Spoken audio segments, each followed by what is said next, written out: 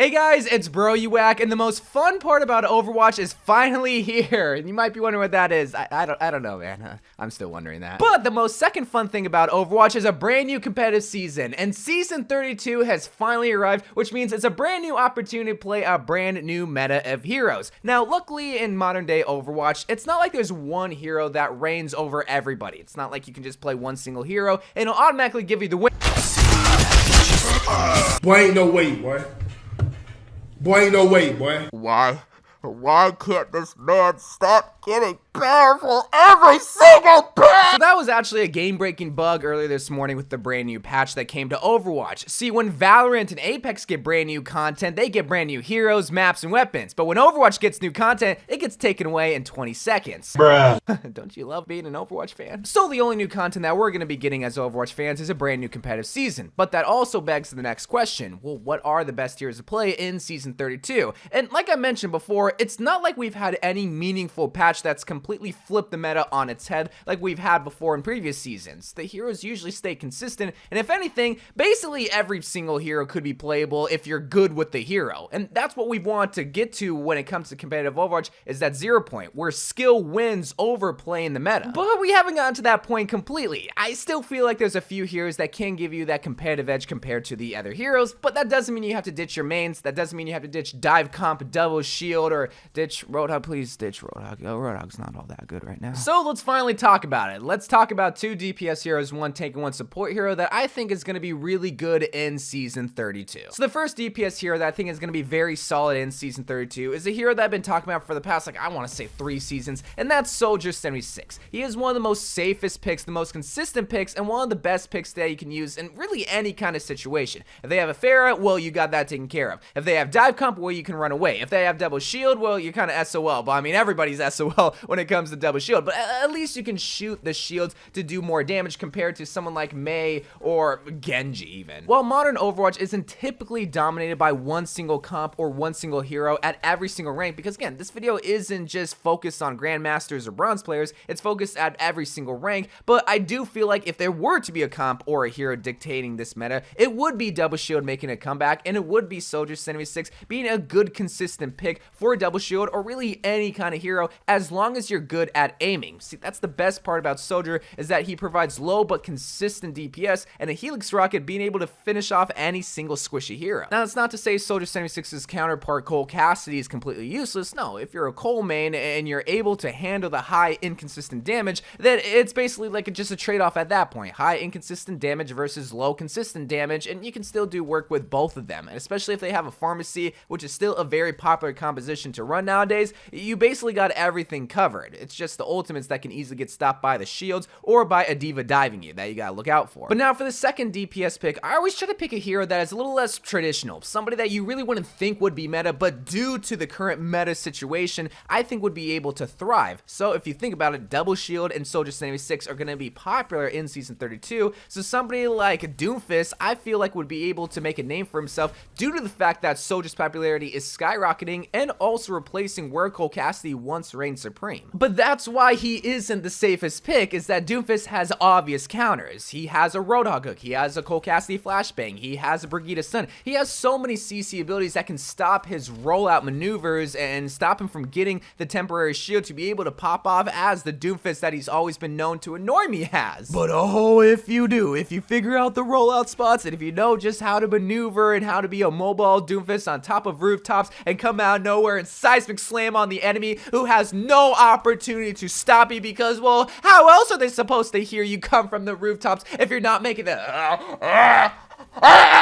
sounds every single time you're punching? Doomfist, he's one of the hardest heroes to learn, but he's also one of the simplest heroes to just really know what to do. He's a rinse and repeat kind of hero. You dive the enemy backline, you dive the squishies that aren't able to defend themselves against you, you rocket knuckle them, you hope for a kill, and if you want to be a little bit more aggressive, you can rocket punch somebody to get another insta kill, or you rocket punch out of there and you're safe and sound to get a health pack, rinse and repeat. He's kind of a simple hero to play, but again, he's hard to master because you have so many many rollout spots that you can really use to your advantage because of the way that Doomfist is built and interacts with the map. And it's really important to take advantage of the map for your mobility, but it's also important to recognize that you have obvious counters. It's just like Pharmacy. If you're a Pheromane and they pull out a Cole and a Soldier, you're kind of done for. If they pull out a Roadhog, a Brigida, just anybody that can stop you from rolling out, then it's probably ideal for you to get off Doomfist. And that's kind of the worst part about Doomfist, is that while he can be really powerful, he can be stopped hard by his obvious counters. But for the tank player, we just recently mentioned that somebody like this hero can stop Doomfist, and who can terrorize Soldier 76 the most? That's right, Roadhog's gonna be a great hero. Yeah, no, God, no. Roadhog's not gonna be good in Season 3. Stop playing Roadhog, please, I'm begging you. Listen, there's a lot of great tank players to play nowadays, but I do feel like Sigma is going to be a staple hero that you can play in any kind of composition. Again, I'm not trying to pick the duo comp that you can play, because who's to say that if you play Reinhardt that you're going to get a Zarya? Who's to say that if you play Winston, you're going to get a Diva? But if you play Sigma, if you get a Orisa, okay, that's great, double shield. If you get a Reinhardt, you can still hang with that Reinhardt. But especially with the current meta right now, I do feel like Sigma is a great counter for Soldier 76. I mean, you're able to put a shield right in Soldier's face. If he's on the high ground, you just put it right in his face and you stop him from being able to pop off. And even if he is popping off with his ultimate, you could just Sigma suck him up, and he'd probably like that, honestly, if I'm gonna be honest. The Sigma Rock is great for flank heroes like a Genji or Tracer or even a Doomfist like I mentioned before, but you don't really want to rely on the Rock from stopping those heroes. And I also can't forget about Sigma's ultimate, a great initiator ultimate that you really only have to look out for a Lucio ultimate or a Zenyatta ultimate that can really instantly heal everybody that you slam onto the ground. God, I wish that were me. You're probably going to get a lot of value out of Sigma because you can do so much with Sigma. And especially paired up with another shield, you're not relying on protecting your team with your shield and your sucking ability. But if you do have to rely on Sigma,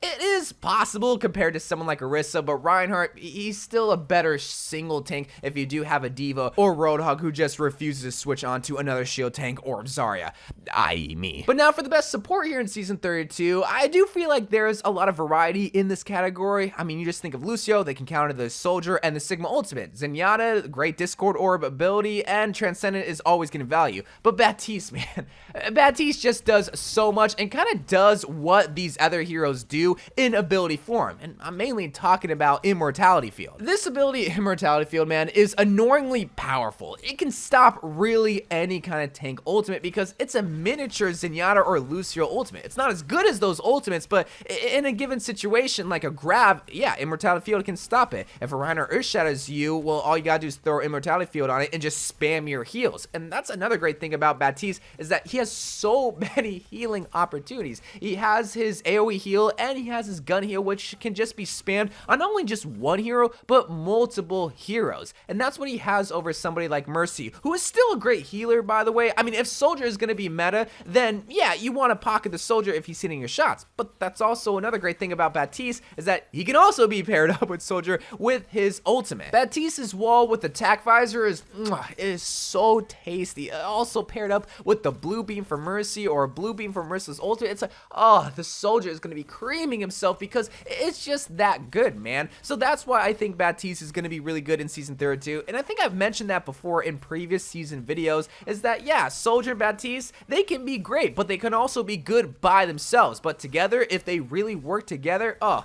it's going to be a duo that can't really be stopped. And those are the heroes I think are going to be really good in Season 32. A consistent pick in Soldier, a wildcard pick with Doomfist if the enemy team doesn't know how to counter you or doesn't counter you at all. Sigma to go with double shield, but also just to be a good solid tank to play consistently. And Batiste because he has so many heal opportunities in Immortality Field. It's just so good. Even with that gigantic cooldown, it just...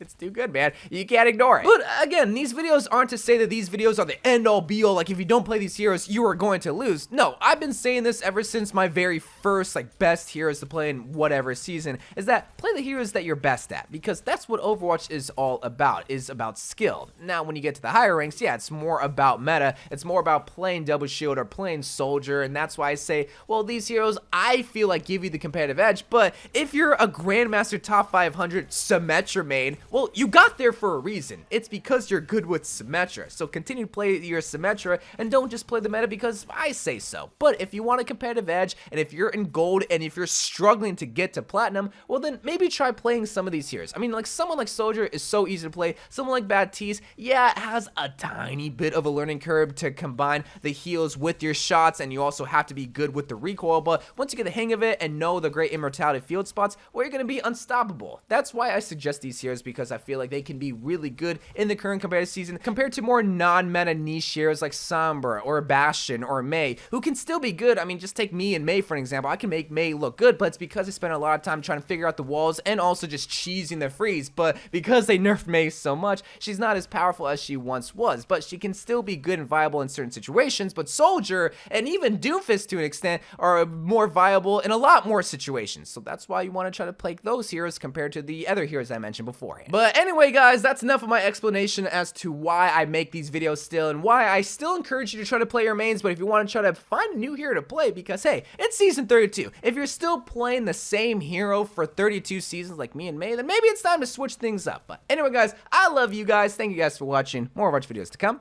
and bye.